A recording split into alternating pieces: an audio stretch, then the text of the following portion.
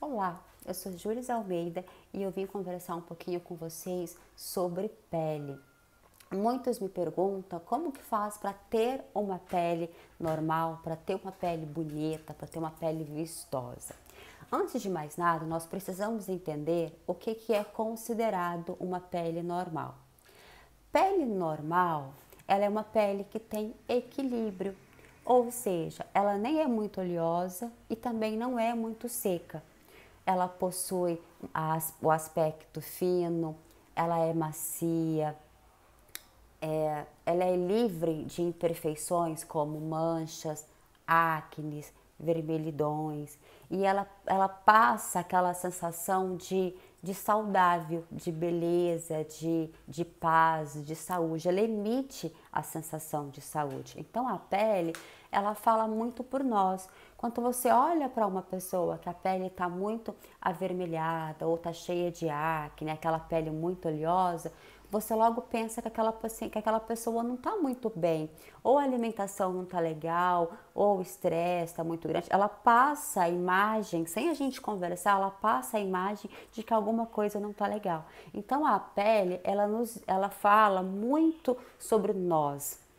Ou seja, as pessoas têm uma preocupação então em cuidar da pele, porque como ela reflete muito sobre como nós somos e como nós estamos, há um cuidado e um zelo em ter uma pele saudável. Então isso vem desde os tempos primórdios, desde o passado, desde que o mundo é mundo, as pessoas têm a preocupação em ter uma pele bonita, porque a pele é o nosso passaporte, ela nos fala que nós estamos bem, que nós estamos saudáveis, tá bom? E aí, para a gente manter uma pele, para a gente deixar uma pele saudável, a gente precisa de pensar em três princípios básicos. Primeiro é a proteção dessa pele, a nutrição dessa pele e a antioxidação dessa pele. A pele ela é dividida em três etapas: epiderme, a derme e a hipoderme. A epiderme são as células, são os queratinócitos que são produzidos com a intenção de formar o manto lipídico e nos proteger das agressões externas. É ele que faz a comunicação do externo com o interno. Lá na camada basal da epiderme, nós temos duas células muito importantes. Uma é os queratinócitos, que são células que vão produzir mitose, produzir outras células que vão formar que vão dar origem a todas as células da epiderme. E nós temos também ali próximos a elas, nessa mesma camada basal, nós temos os melanócitos. Os melanócitos são células que produzem melanina. Melanina é o que dá a coloração da nossa pele. Então nós temos peles com diferentes tons, mais amarronzados, mais branquinhos, mais avermelhados. Isso é por causa do tipo de melanina que a pessoa tem.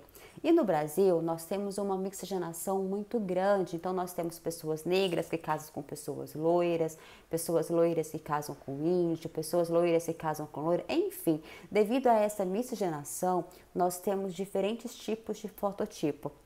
E esses fototipos, de acordo com Fitzpatrick, são classificados em 6 fototipos, do 1 ao 6, desde que é muito loiro, mais loirinho, menos loirinho, até o moreno. E eu também acho válido considerarmos o fototipo 0, que é o fototipo que não produz nenhum tipo de pigmento, porque nós temos uma variação genética onde a pessoa é albina. Quando a pessoa é albina, ela tem uma deficiência no melanócito e ela não produz melanina, não produz pigmento. Então, considerando os fototipos de Fitzpatrick, nós temos 6, mas eu ainda acho válido considerar o 0 também, tá? Então, voltando, lá nessa camada basal da nossa epiderme, nós temos os melanócitos. E esses melanócitos, ele tem a função de produzir melanina. E o que acontece? Quando a pessoa ela está muito exposta a alguma agressão, seja agressão por fatores intrínsecos ou seja agressão por fatores extrínsecos, o melanócito ele entende assim, nossa, eu estou sendo agredido e eu preciso de proteger as células basais, eu preciso de proteger esses queratinócitos. Então, o que ele faz com essa intenção? Ele produz mais pigmento. Quando ele produz mais pigmento, a intenção é escurecer aquela região. Se ele escurece aquela região, entra menos luz, entra menos agressão, entra menos calor. Então, quanto mais agredida uma pele está, mais pigmento ela vai formar, mais ela vai ter melasma, mais ela vai ter uma mancha, mais ela vai ter uma hipercromia. Então, quando vocês recebem um paciente, que esse paciente ele possui mancha, que o melasma está muito ativo, que a pele está muito avermelhada, aquela pessoa, aquela pele, ela está te dizendo a seguinte informação: eu estou inflamada. Se aquela pele está inflamada e você não cuidar, não controlar aquela inflamação, todo procedimento que você faz, você vai piorar aquela inflamação. Então, quando você receber um paciente que ele está te dando sinais de que a pele está inflamada, a primeira coisa que você tem que fazer é controlar essa inflamação. Controlando essa inflamação, você terá recursos e a pele vai responder de forma favorável a outros tratamentos. Então, ou seja, só voltando para você entender, quando você protege essa pele, você precisa de pensar primeiro num protetor solar competente. Por que competente? Uma vez que você usa um protetor solar que ele é capaz de fazer o bloqueio tanto dos raios UVA quanto dos raios UVB, esse melanócito ele vai ficar ali quietinho, ele vai ficar protegido, ele vai receber menos agressão. Consequentemente, ele tem que produzir menos pigmento. E o que seria um fator de proteção solar, um protetor solar competente? Nós precisamos olhar duas coisas no protetor solar. Um é o fator de proteção solar, se é competente. Não é ele ser mais alto. Quanto mais alto, melhor? Sim, mas ele não é o único fator a ser olhado. Então, ele precisa de ter um fator solar de pelo menos acima de 30. Ele tem que ter também um PPD. PPD, ele avalia a concentração daquele produto, aquele protetor, de nos proteger contra os raios UVA. Os raios UVA, ele atinge a camada mais profunda da pele, no caso a derme. E são esses raios que são responsáveis por causar o envelhecimento precoce. Então, por que a gente tem que preocupar com esses raios? Porque como eles atingem a derme, quem está lá na derme? Os nossos colágenos, as fibras de elastina. Então, quando a gente tem um raio que atinge a derme, ela está desestruturando, ela está destruindo o nosso colágeno e destruindo as fibras elásticas. Por isso que o protetor solar, ele precisa de ter PPD para proteger dos raios UVA. Tá? Às vezes o paciente chega no consultório e ele fala assim: nossa, meu protetor solar ele é excelente, ele é 100%. Ok, você ter um fator de proteção solar 100% é excelente, é muito bom. Isso significa que você não vai ter queimadura de pele, vai diminuir muito as chances de ter um tumor de pele, mas você está esquecendo de proteger a derme. Você está protegendo com um fator de proteção solar alto, você está protegendo apenas a epiderme.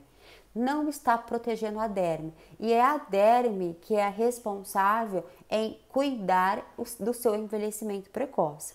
Então, a primeira coisa é você pensar num protetor solar competente. O que eu sugiro? No mínimo, um fator de proteção solar de 30 e um PPD de 10. Esse é o mínimo.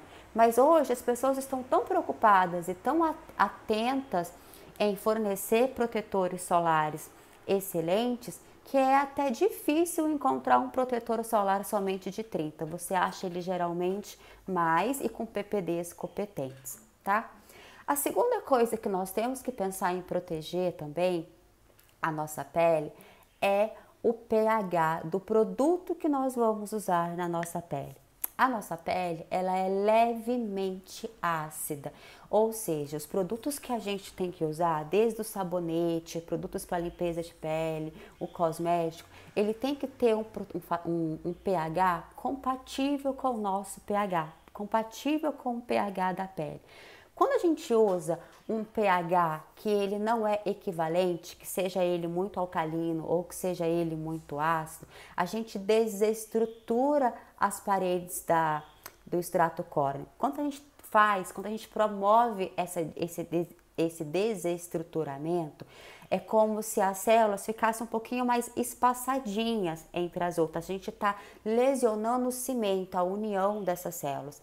E se essa célula fica mais espaçadinha, a pele fica mais vulnerável a entrar patógenos de agressão. Então, ela fica mais vulnerável a ter uma inflamação, a ficar mais irritada, a ter uma dermatite de contato, uma dermatite medicamentosa, enfim, uma dermatite qualquer. Então, fique muito atenta com o tipo de pH do produto que você vai prescrever para o seu paciente, porque isso também é importante. Uma terceira coisa que eu acho relevante nós levarmos em consideração, pensando também na proteção da pele do paciente, então nós estamos falando apenas de proteção, é olhar se o intestino desse paciente está funcionando. Nossa, Júlio, o que tem a ver o intestino com a pele? Gente, estudos dos últimos anos têm falado muito sobre o eixo intestino-pele e até o eixo intestino, pele e cérebro. O intestino, ele é o nosso principal órgão imunológico. Como ele é muito longo, ele é muito extenso e ele é cheio de células imunológicas, ele acaba sendo o nosso principal órgão. Então, quanto o nosso intestino ele não está funcionando adequadamente, quanto as células não estão equilibradas, quanto a flora intestinal não está equilibrada, as células desse intestino, esse epitélio do intestino, ele vai se abrindo, ele vai se espaçando. E se isso acontece, eu tenho uma penetração da corrente sanguínea de bactérias e de toxinas que são maléfilas para o organismo. E uma vez que essas células ela cai na corrente sanguínea, ela consegue atingir órgãos mais distantes, como por exemplo a nossa pele. Então, fazer a manutenção do intestino do paciente é ter uma pele saudável.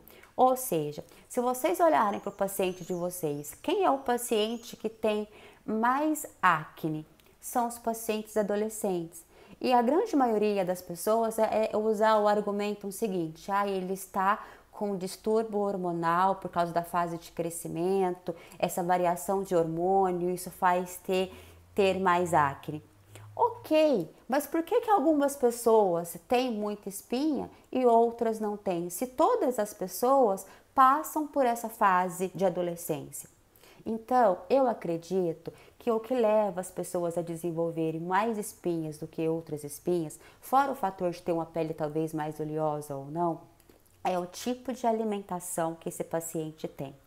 Se o paciente chega para você e ele está com a pele muito cheia de acne, pode investigar a dieta desse paciente, que certamente é uma dieta riquíssima em glúten, em farinha branca, em fritura, em gorduras que não são consideradas gorduras boas e muito açúcar.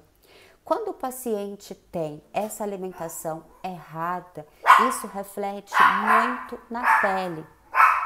Meus cachorros começaram a latir, mas vamos seguir o barco. Se você estiver me ouvindo, a gente vai seguindo. Então, assim, a primeira coisa que a gente tem que pensar para fazer a manutenção de uma pele saudável é nós controlarmos a alimentação dos nossos pacientes. Então, assim, se o paciente vem para você, ele faz o seguinte relato: eu como muito doce, eu como muito pão. Qualquer tratamento que você fizer na pele daquele paciente vai ser um tratamento paliativo. Não vai resolver. Por quê? Porque você está colocando, por exemplo, você está tirando com a colherzinha e ele está colocando de caminhão. Então não vai cuidar. E o que acontece? Hoje, os últimos estudos falam que o glúten ele é muito prejudicial a barreira do epitélio do intestino. Ele causa uma permeação, ou seja, ele faz com que as células do intestino, que é para ser bem juntinhas, bem unidas, elas fiquem um pouco mais espaçadas. E isso causa uma irritação, quer dizer, o glúten causa uma irritação no intestino que faz com que haja essa permeação do intestino. E isso faz com que bactérias, toxinas patogênicas caiam na circulação sanguínea e reflete na pele. Uma coisa que a gente precisa de pensar em controlar o intestino, a desbiose intestinal ou a síndrome do intestino inflamado, enfim, é a gente controlar essas bactérias, controlar a flora intestinal. Então, assim, o intestino, ele é riquíssimo em bactéria, riquíssimo, riquíssimo. Mas nós temos muitas bactérias ali, a grande maioria delas, o essencial, são bactérias boas que precisam estar ali. Quando nós temos um desequilíbrio da flora intestinal, nós perdemos muita parte das bactérias boas e essa colonização são por bactérias ruins. Então a gente precisa de controlar essas bactérias. Como é que a gente pode fazer isso? Primeiro é removendo a causa que está causando aquela irritação no intestino. Então que seja o excesso de açúcar ou o excesso de glúten, as duas coisas juntos, excesso de álcool, enfim. Vocês precisam de conversar com o paciente e sentir qual que é o hábito de dieta alimentar que aquele paciente tem, que vocês suspeitem que está causando a inflamação naquele intestino. Diagnosticou qual que é a causa, tenta conversar com o paciente, explicar para o paciente, remover aquela causa. Removeu aquela causa, vocês podem inserir probióticos na dieta do paciente. Probióticos são bactérias vivas que a gente ingere e que vai ajudar a colonizar o intestino com bactérias boas. Uma vez que o seu intestino ele fica colonizado com bactérias boas, ele vai parar de ficar inflamado, então as células vão voltar para o tamanhozinho normal, a parede do intestino vai ficar bem fechadinha, bem unida, e isso vai ter uma diminuição da permeação de toxinas e de bactérias ruins para a corrente sanguínea. Probióticos, qualquer um pode prescrever para o seu paciente. O paciente mesmo pode ir na farmácia e comprar, mas às vezes ele não está orientado a isso. Então é importante que o paciente saiba, que vocês saibam que vocês podem sim orientar o paciente de vocês a fazer uso de probióticos. Só que o probiótico, ele é assim, não é uma vez usado e resolve para o resto da vida. Não, naquele momento que você está usando o probiótico, ele ajuda a conservar, a reparar e fazer a manutenção da flora intestinal. Se você para com o probiótico e você volta com os vícios alimentares errados, o seu intestino volta a ter problemas. Então, probiótico é algo que eu sugiro para vocês para o resto da vida. Então, assim, faz um ciclo, às vezes fica aí um tempinho sem, uma semana sem, um dia sem, mas volta. Quando você parar de tomar o probiótico X, tenta tomar, por exemplo, alguma coisa mais natural, uma coalhada síria, um leite com lactobacilos, que compra esses leites fermentados, alguma coisa que vocês possam estar sempre usando para repor essa flora intestinal. Outra coisa também para ajudar na manutenção intestinal são os pré-bióticos. Pré-bióticos são o alimento que a gente ingere, desde que seja um alimento saudável. Esses alimentos, parte deles, o organismo absorve os nutrientes e as outras partes são eliminadas com forma de fezes. Essa parte que é eliminada, que a gente não aproveita, as bactérias do nosso organismo, elas se alimentam desses resíduos.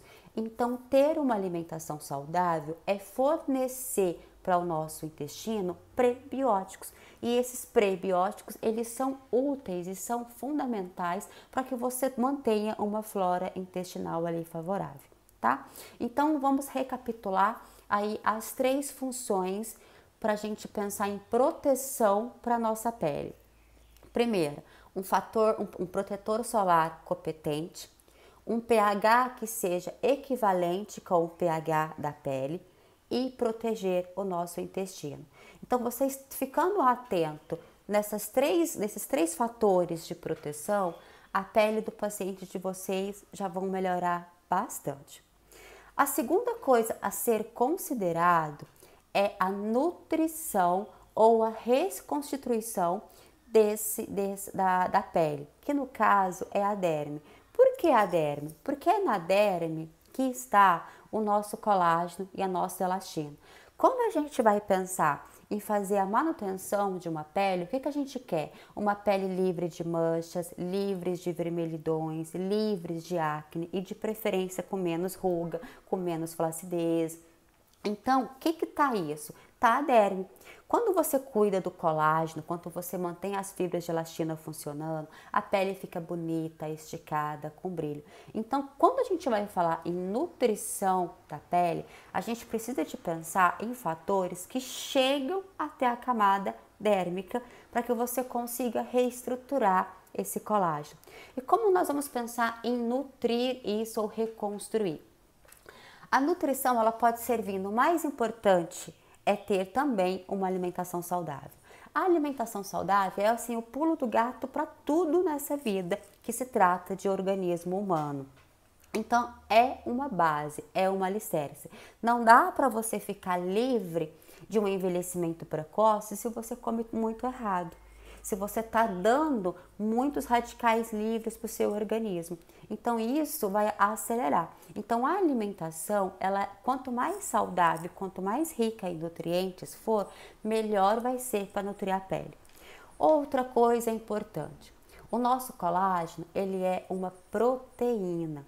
Então para você conseguir reconstruir esse colágeno, há a necessidade de termos uma alimentação rica em proteína.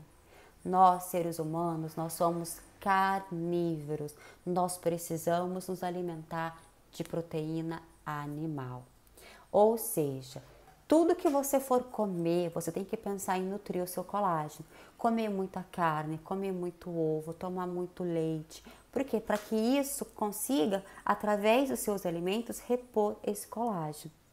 Só que a nossa alimentação, ela é muito falha. Por mais que a gente coma certinho, é difícil comer certinho todos os dias e ter todas as refeições. A gente vive aí num dia muito corrido.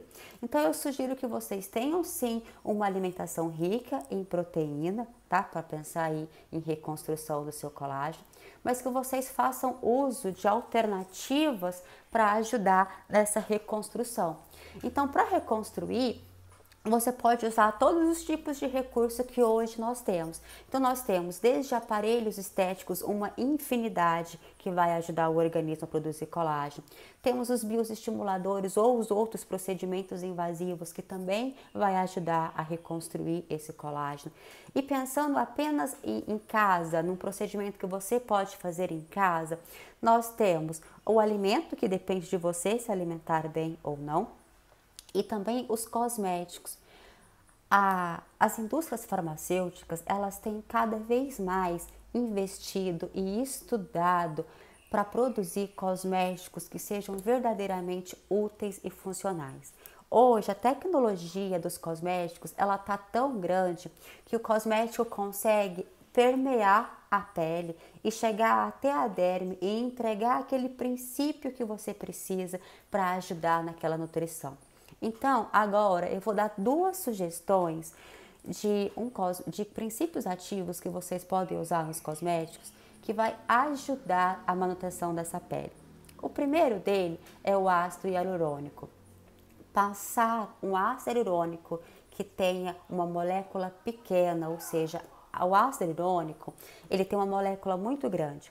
Se você pega o ácido hialurônico e passa ele na pele, ele não vai permear, porque a molécula é tão grande que não penetra. Então, já tem aí no mercado ácido hialurônico com peso molecular menor, peso molecular pequeno. O que isso significa? Que eles são fracionados, eles são bem pequenininhos. E se eles são pequenininhos e você passa sobre a pele, ele permeia e consegue chegar lá na derme. O ácido hialurônico, ele faz parte da glucosaminoglicanas. O que é isso? É como se fosse um gel, um líquido que fica ali na derme que vai preenchendo todo o espaço. O ácido hialurônico, a única forma que nós temos de devolver ele ao organismo é através de cosméticos ou através de invasivos. Nós não conseguimos repor o nosso ácido hialurônico através de alimentação.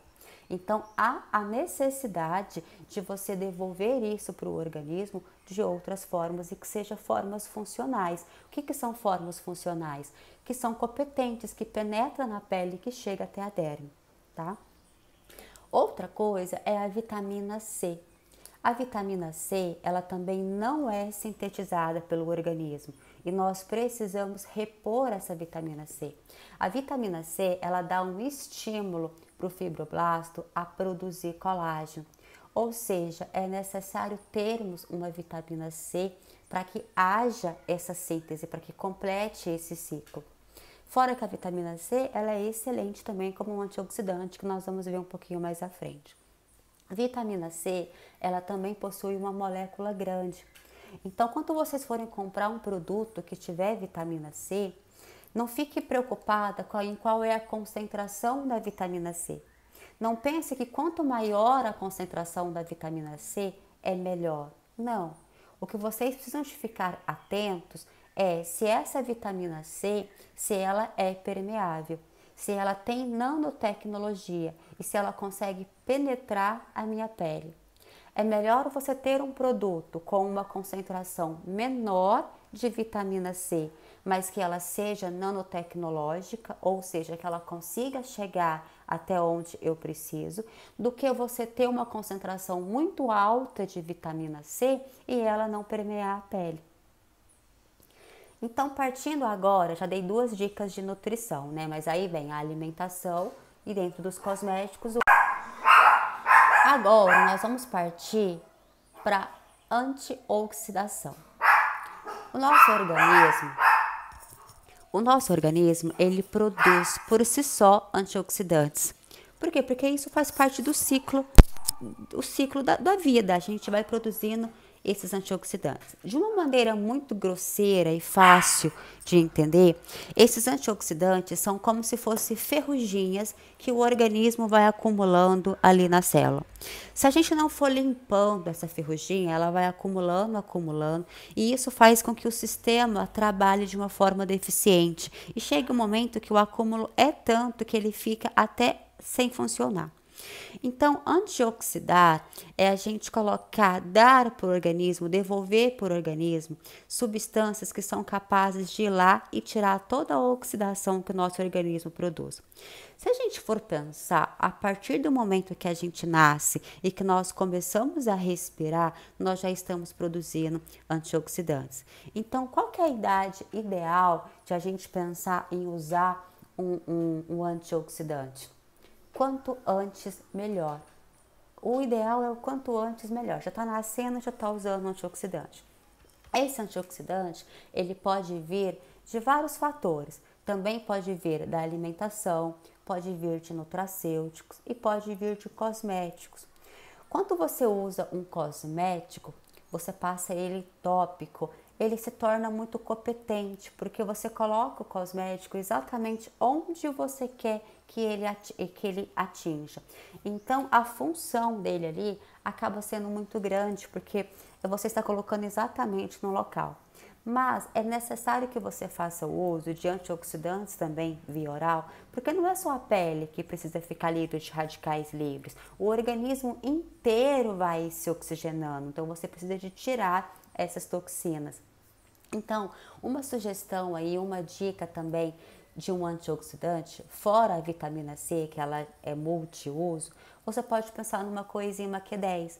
Você pode colocar na sua alimentação alimentos que são antioxidantes, como por exemplo um gengibre. Gengibre é excelente, mas coloca alguma outra coisa que você gosta e que vá ajudar a antioxidar a sua pele. Tá? Enfim, então antes que os meus cachorros latam muito e fica difícil tornar o áudio, fica aí para vocês a minha sugestão. Então, para ter uma pele saudável, a gente precisa de proteção, nutrição e antioxidação. Preto. Se você pega um paciente, que o paciente já fala para você que ele é fumante, ou que ele toma muito álcool, ou que a alimentação dele é uma alimentação muito errada, você tem que pensar em antioxidar esse paciente. Como que faz isso? Você vai passar produtos com antioxidantes competentes. Vai pôr antioxidante no protetor solar, num cosmético eficiente, orientar alimentos que possuam antioxidantes para que você consiga controlar isso. Enfim, agora eu perdi até a concentração desse vídeo por causa dos meus cachorros latindo, mas eu espero ter ajudado. Um abraço, fiquem com Deus.